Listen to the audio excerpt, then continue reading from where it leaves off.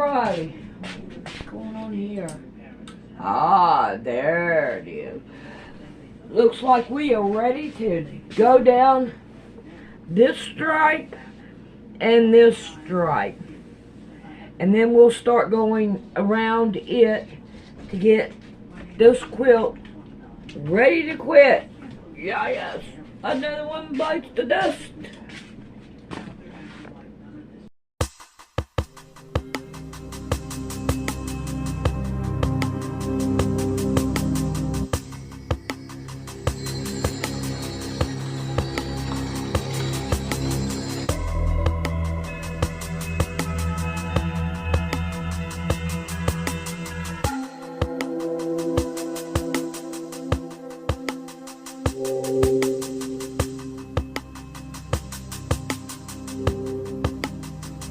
Go prove for ourselves by circumnavigating north to south. The only problem is no one's allowed to do this. The Antarctic Treaty prevents it. You can take a guided tour. They'll take you to a fake South Pole and tell you, okay, this is where it is. But independent exploration is prohibited. It's guarded heavily by the military. You can't just go to Antarctica and check it out for yourself. Antarctica has effectively been off limits since December of 1959, and this was signed into law and agreed upon by over 50 countries. That should raise a little bit of concern. Why would an icy continent be off limits? Well, that's something we may never find out. Admiral Richard Byrd, one of the first people to really explore Antarctica, came back making bizarre claims of resources and in a time when Antarctica would be highly sought after by other nations. He also talked about unexplored land beyond the South Pole. Admiral Byrd, you've been to both the North Pole and the South Pole. Is there any unexplored land left on this Earth that might appeal to adventurous young Americans? Yes, there is. And not up around the North Pole, because it's getting crowded up there now, because they find out it's really usable, not only to live in, but militarily. But strangely enough, there's left in the world today an area as big as the United States that's never been seen by a human being. And that's beyond the pole, on the other side of the South Pole, from Middle America. And I think it's quite astonishing that there should be an area as big as that unexplored. This is a tremendous So there's a lot of adventure left down at the bottom of the world. Admiral, do you hope to see that? I do. Okay, so we can't personally go high enough to see this planet or sail far enough away to see if there is an end to this Earth or some land beyond Antarctica, but we do have a chance to watch rockets launch. They go up all the time. You can watch these rocket launches. They seem to be happening more and more, but you have to wonder why they're taking this curved path and they're not going straight up. Now, the official answer is they're taking some curve with gravity, and there always will be some cover story for why they can't go straight up. But the big question is, why are we now stuck in low Earth orbit? We seem to get past it multiple times during the Apollo missions. The moon is well beyond low Earth orbit, but now we're stuck, and NASA will tell you for themselves. Right now, we only can fly in Earth orbit. That's the farthest that we can go. As we get further away from Earth, we'll pass through the Van Allen belts, an area of dangerous radiation. We must solve these challenges before we send people through this region of space. Any ill effects from the Van Allen radiation belts? No, now I'm not sure we went far enough out to encounter the Van Allen radiation belt. Maybe we did. The belts are 1,000 miles to 25,000 miles above the Earth. Then we went right out through them. No effects on your cells? Didn't even know it. I don't think anybody, well, maybe somebody said you went through the radiation belt, but we didn't feel it inside. I'd go to the moon in a nanosecond. The problem is we don't have the technology to do that anymore. We used to, but we destroyed that technology, and it's a painful process to build it back again. This next generation spacecraft will enable America to explore beyond low Earth orbit. One thing I really want your generation to embrace is that the Earth is a closed system. We cannot leave the Earth. So what about the proofs we were actually given for this Earth being a globe other than pictures and NASA? One of those, the first that I recall, is boats going over the curvature. As ships sail away, they don't disappear all at once. No, first, the bottom will disappear. See, the bottom of the ship is gone. Now we can see midway up, and then the whole thing disappears. Now, ships came back. They didn't fall off the table. So people realized that the world is curved. I mean, it's a big curve, but it's curved. So, the process of testing claims, the world is flat, the world is round, is what we call science.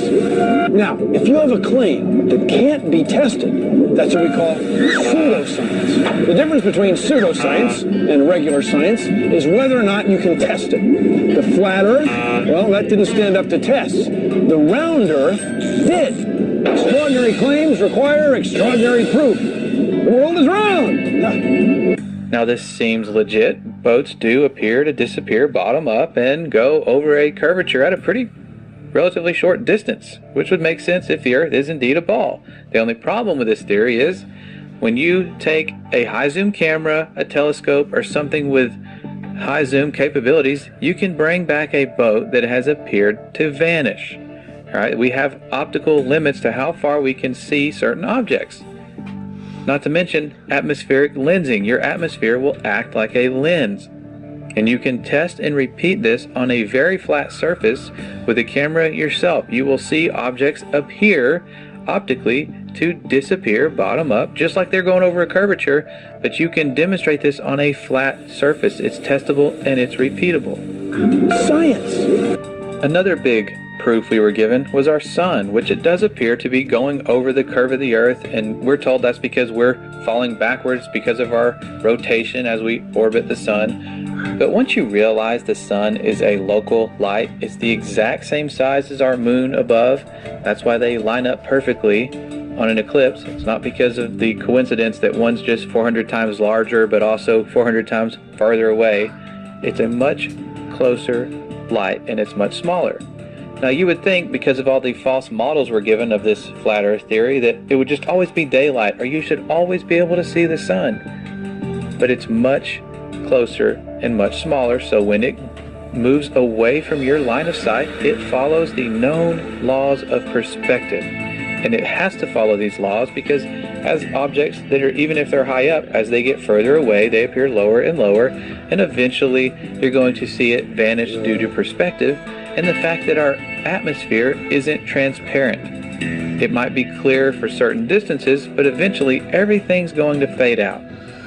You can find time-lapse footage of the sun doing just this. You can see it, and then all of a sudden it fades out and appears to vanish. That's because it is traveling through an atmosphere that is not transparent 100%, and it is taking its local light with it.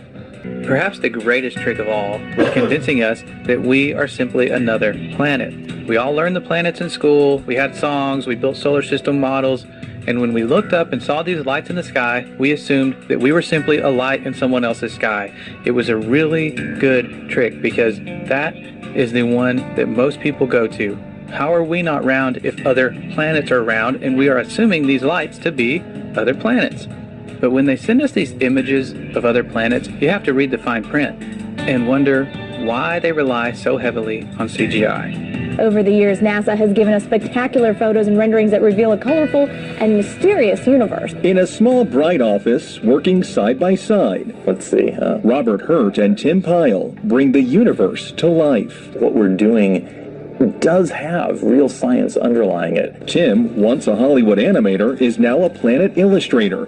Together, they produce some of NASA's most popular images. And this is sort of how it comes to me. And then Many of those images have a dark, grainy start, but color and light reveal an astonishing glimpse of how the deepest regions of space might appear to the human eye. It's a delicate blend of imagination and data. The artists meet with NASA scientists over many drafts to ensure a planet or galaxy's look lines up with the research to make each one as accurate as possible. I love the challenge. It's kind of like a puzzle to me of trying to create something that looks really cool within the restrictions that were given by the scientists. It can take days, even weeks, to produce just a single image. The dazzling final results, enough to keep us all dreaming of the final frontier for years to come. And while NASA struggles to get consistent photos or videos of our planet, they have no problem sending us HD images from Mars. We're expected to just believe these are legitimate. Now there is one final thing we can do. Given the known circumference of Earth, we could simply measure these things for ourselves.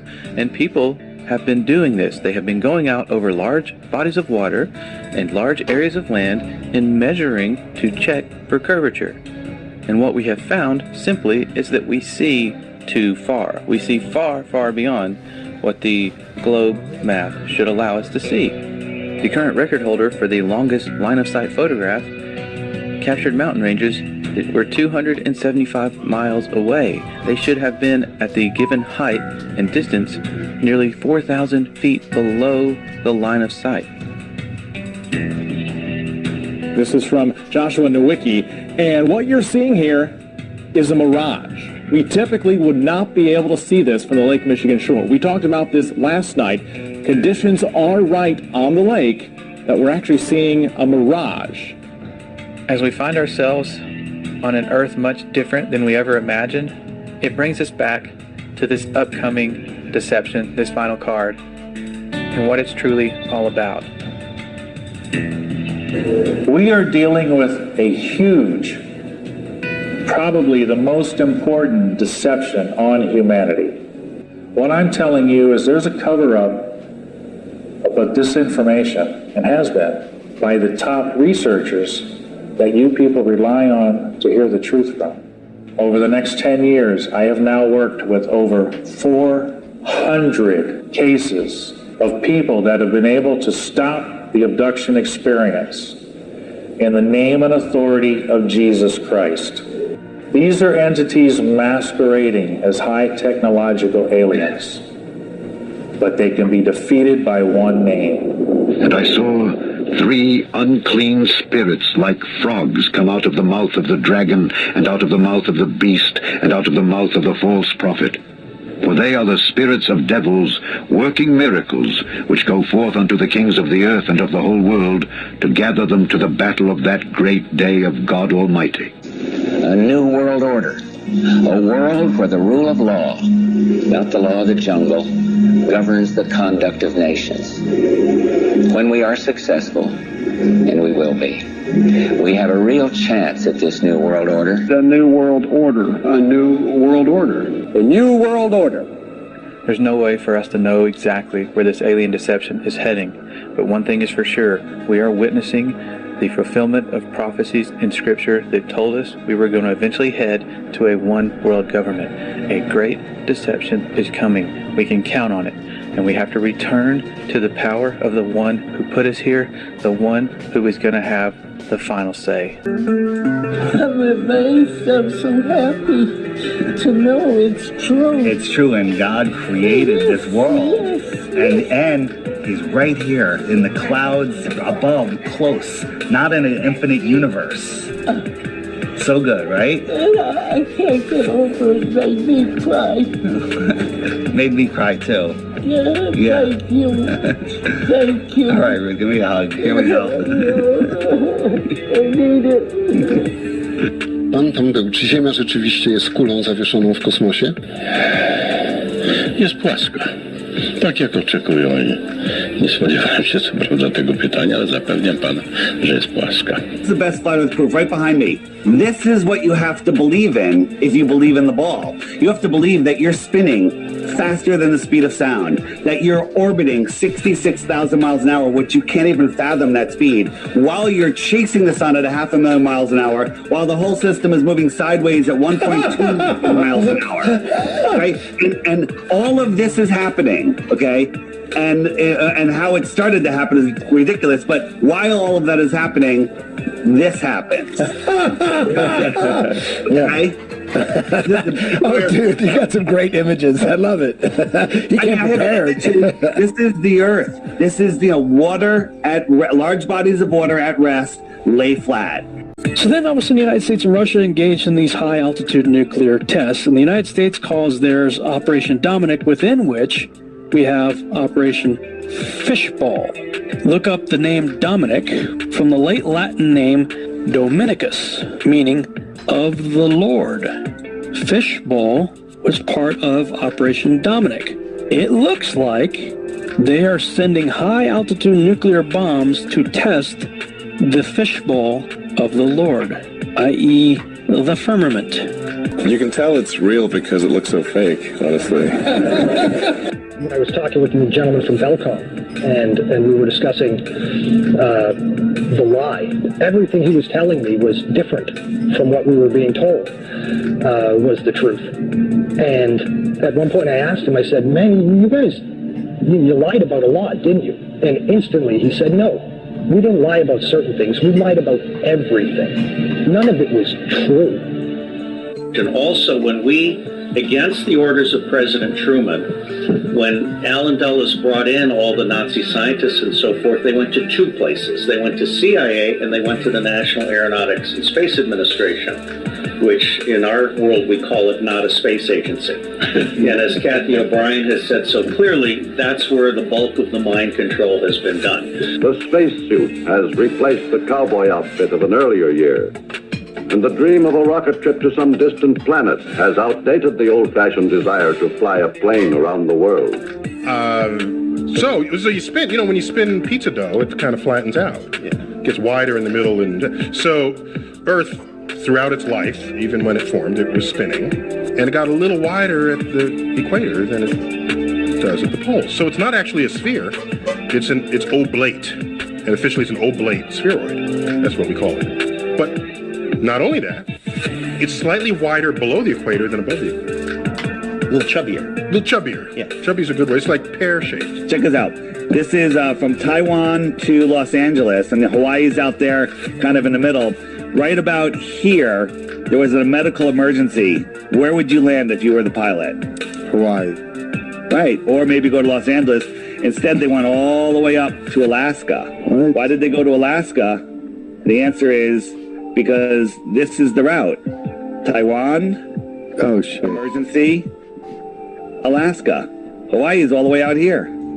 This is the actual route that they take. He has called them the Galactic Federation of Aliens, and he says President Trump is aware of the existence of these aliens and had been on the verge of revealing their secrets, he claims, but was asked not to do so by the Federation in order to prevent what he calls mass hysteria. Well, the retired general says the US and Israel have kept it from the public because, quotes, humanity isn't ready and the aliens don't want to reveal themselves until humanity can evolve, he says, and understand what space really is. Because space is the world's newest warfighting domain. Space is a warfighting domain. The next warfighting domain. Space is a warfighting domain.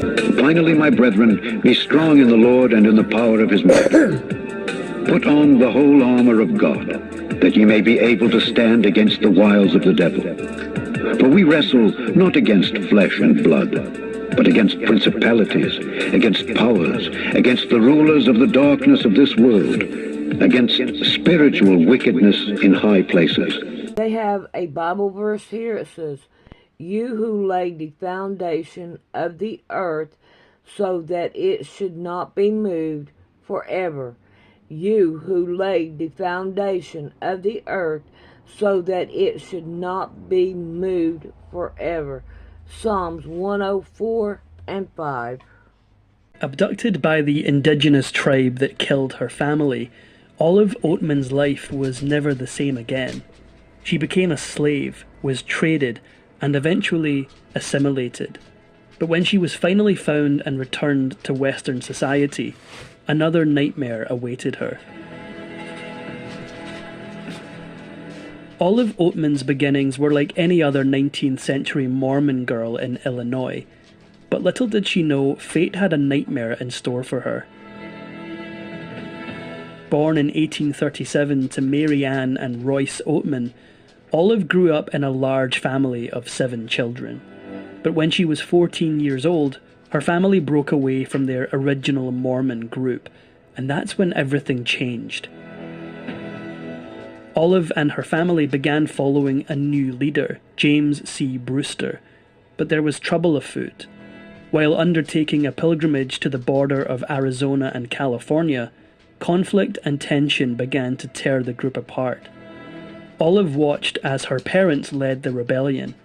The group split in two, with Brewster choosing the northern route and the Oatmans choosing the southern route. This was a tragic mistake. As the Oatman family and its following party trudged onward, Olive's father Royce became their brave leader. Unfortunately, the road to their new Holy Land was terribly bleak. The land was desolate and barren, effectively drying up everyone's hope. Many wagons began abandoning the troop as the climate and country turned against them. Hoping to reach the Colorado River, Olive and her family finally reached Maricopa Wells. But this was only the calm before the storm. Here, Olive's father received a warning from the locals that indigenous tribes ahead were highly protective of their land. They urged him to stop venturing forward as a hostile run-in with the indigenous citizens could prove fatal. His response, however, sealed his family's fate.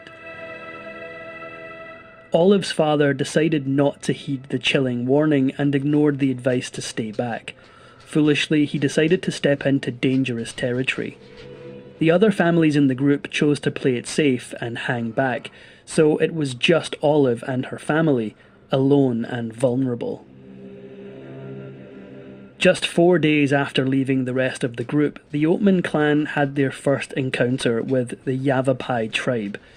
The indigenous strangers wanted tobacco and food. However, the Oatman family was short on supplies and unprepared to part with anything. When they denied the request, chaos ensued. When you couple an unwillingness to share with an intrusion into occupied land, you can probably imagine that things would get nasty. And that's exactly what happened. The Oatman's stinginess enraged the Yavapai tribe, and they lunged right for Olive's father and ruthlessly clubbed him. Olive watched in horror as the Yavapais took down her father, but they weren't done yet. A bloodbath ensued, and her pregnant mother and 4 of her siblings met brutal ends as well, all clubbed until their last breaths. Only 3 of the Oatman clan managed to survive: 14-year-old Olive, 15-year-old Lorenzo, and 7-year-old Mary Ann. The Yavapais captured Olive and Mary Ann but left Lorenzo behind. They expected him to perish from his wounds, but they were wrong. Lorenzo awoke to find his entire family killed and 2 of his sisters missing. Completely alone and heartbroken, he trekked to safety, but as he pushed through the pain, a burning mission began forming in the back of his mind. While Olive and Mary Ann were at the mercy of their captors, Lorenzo made it to safety and had his injuries tended to. Eventually, he returned to the horrific scene of the slaughter and buried the bodies of his family. But the whereabouts of his 2 surviving sisters still haunted him. He became determined to find them, no matter what. While her brother managed to escape, Olive and her sister weren't so lucky. After being taken by the Yavapais, Olive had no hope for survival, expecting to perish just like the rest of her family. The tribe took the girls to the Harquahala Mountains and treated them in an aggressive and threatening way. And that's when they discovered their true purpose. The tribe used Olive and Mary Ann as slaves. They began carrying water and firewood, looking for food, and carrying out other menial tasks. However, the terrible treatment they endured made these chores all the more grueling.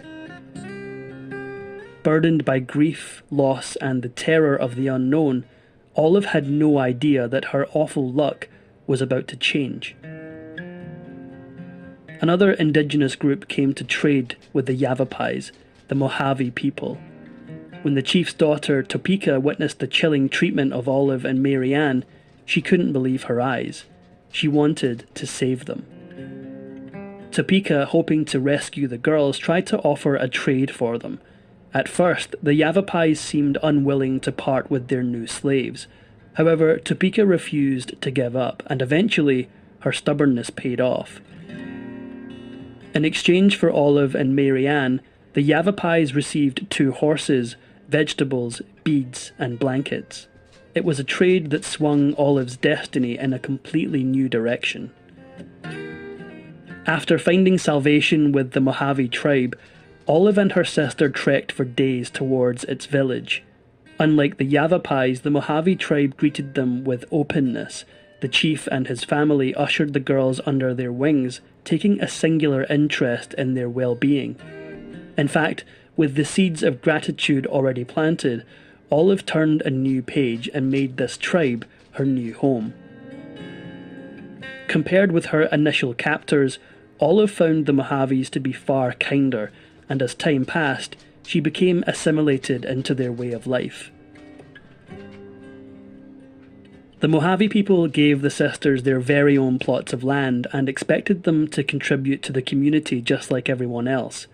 Olive's life turned topsy-turvy as she adopted new routines and had important duties thrust upon her.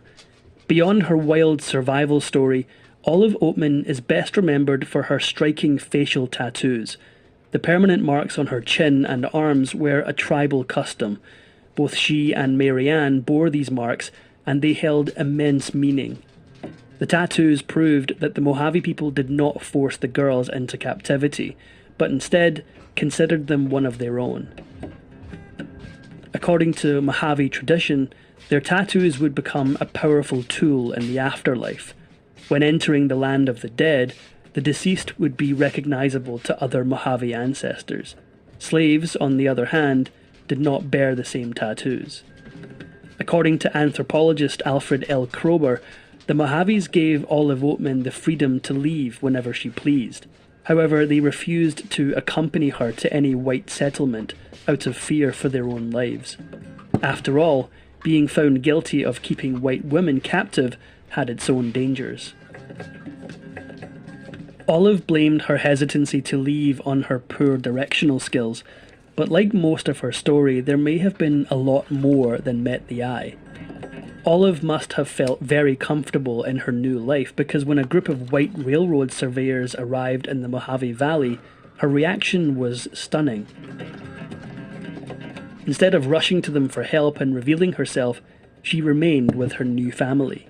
The white surveyors stayed for an entire week trading and socializing, and Olive didn't say a word. In the mid-1850s, a devastating drought ripped through the region and wreaked havoc, leaving everyone scrabbling for sustenance. The Mojave tribe struggled with food shortages, and the consequences were heartbreaking. Olive's little sister was around 10 years old when she became startlingly ill. Olive, having lost almost everything already, worked as hard as she could to keep her sister alive. She looked for berries, roots, and birds' eggs in the hopes of finding anything to save Marianne's life. Sadly, Marianne's lack of nutrition ate away at her tiny body, and Olive began to lose all hope. To her horror, Olive watched her sister Marianne starve and perish. Traditionally, the Mojave people cremated their deceased loved ones, but they made a special exception for Marianne. The chief's wife appealed to her husband on Olive's behalf, allowing her the freedom to do whatever she wanted with her sister's remains. Olive might have met the same early demise, if not for the chief's wife, who tended to her in her time of need, feeding her gruel to keep her alive. By the time she was 19, Olive had fully surrendered to her new reality. She had new friends and connections and considered herself a part of the Mojave tribe. But Olive's whiteness and true identity would always be a threat to her community. She just couldn't outrun her past, and eventually it came knocking. One day, a messenger named Francisco arrived with an unsettling message from Fort Yuma.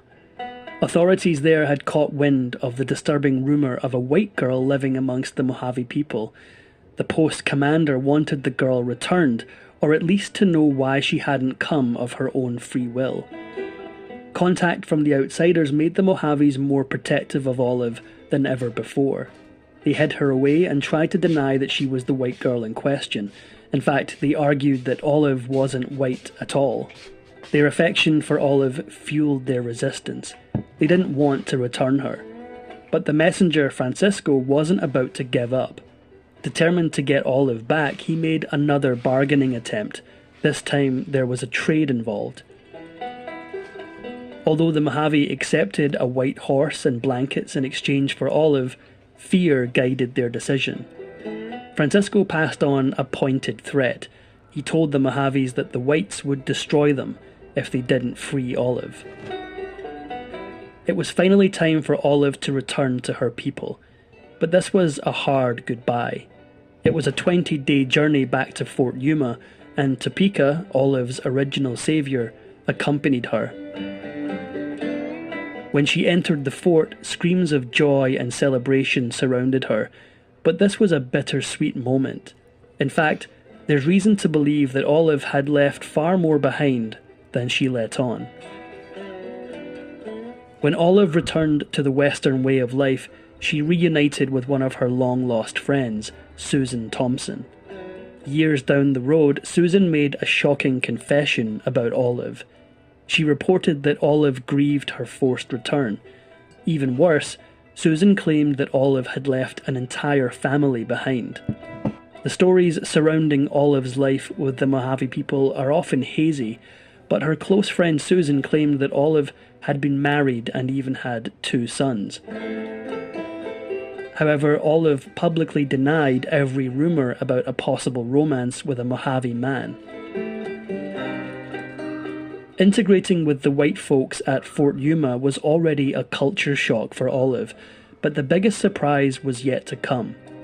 Only a few days after arriving, she discovered that her dear brother Lorenzo had miraculously survived and had been looking for her this entire time. When they finally reunited, their heartfelt meeting made headlines everywhere throughout the West. But this certainly wasn't the end of Olive's story. In 1857, a new character entered Olive's life, a pastor named Royal Byron Stratton. He'd heard about the Oatman Massacre and believed that this horrifying story was tailor-made for great literature.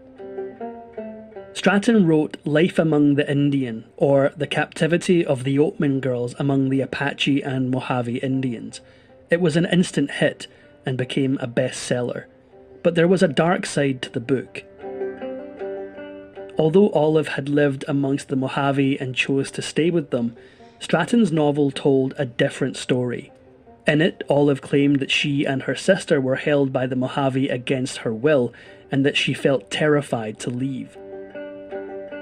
There's a good chance that Stratton influenced this particular account, colouring the truth for the sake of sensationalism. Of course, Olive played along with any falsehoods the novel spouted. Her exaggerated claims and blatant lies helped her sell tickets, but did a disservice to the Mojave people. She told everyone that her tattoos signified her enslavement and called the Mojaves savage masters who disfigured her against her will. Stratton no doubt supported the embellished retelling and offered Olive an incentive in return. Stratton's book sold 30,000 copies, and the royalties helped turn the surviving Oatman siblings' lives around. As a result, Olive and Lorenzo had the opportunity to attend the University of the Pacific. Of course, she had to do far more than just share her story. She also had to hit the road and promote the book on a tour, and it was incredibly eye-opening. To the rest of the world, Olive Oatman's story was so horrifying it sounded surreal. This transformed her into the perfect moneymaker, a curiosity worth every penny. Most astonishing of all was the blue tattoo on her chin. On the book tour, curious audiences could come to see Olive in the flesh. In fact, Olive had a lot of firsts to her name, which made her all the more intriguing. She was the first white American woman to be tattooed, but that wasn't all. By promoting Stratton's book and telling her story to audiences, she also became one of the first female public speakers. At this time, feminism was still in its infancy. As a woman speaking out, Olive's name became wrapped up in the movement, whether she wanted it to or not. But in the end, it couldn't be denied that Stratton's book blurred truth and fiction, sensationalizing Olive's experience. She relived it time and time again, but eventually it began to take its toll. Although Lorenzo got fed up with hawking his sad story, Olive continued for about 6 years. Finally, about 10 years after returning to Western society, she decided to settle down. She married a rancher named John Fairchild, settling in Texas. But before she could embark on this new chapter, she and her new husband severed the past in the most dramatic way. Reportedly, Olive's husband John was not a fan of her collaborator Stratton. He burned as many copies of his book as he could. John likely influenced Olive's complete break with the author as well. Stratton was not welcome at the couple's wedding. He'd proven himself to be opportunistic, preying on Olive's need for financial support. Now happily married, Olive had no need for Stratton, but her awful history continued to haunt her. After breaking ties with Stratton, she became incredibly tight-lipped about her time with the Mojave people. Often seen wearing a veil to cover her face, she retreated into the shadows, shy and reserved. The loss Olive endured at such a young age caused her to carry some serious mental distress. In her later life, she struggled with depressive episodes and was emotionally disturbed.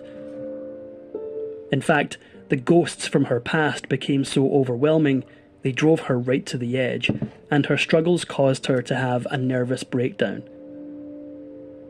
For treatment, she tried everything, even travelling all the way to a Canadian medical spa in hopes of respite.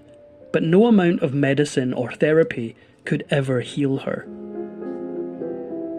Her parentless status affected her deeply, so much so that she busied herself with charity work that reflected her own life, working with orphans.